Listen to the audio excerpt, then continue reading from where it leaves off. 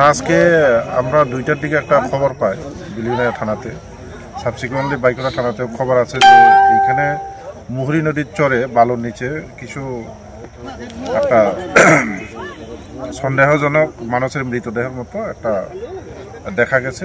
যার পরে আমরা বিলিউনিয়া থানার ওসি এবং বাইকুড়া থানার ওসি, আমি নিজে সহ এইখানে ফরেন্সিক এক্সপার্টরা এসে আমরা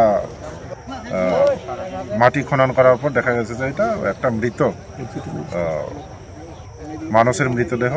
তো একজন গ্রামের লোক এখানে গত 16 নভেম্বর থেকে মিসিং ছিল, নিখোঁজ ছিল।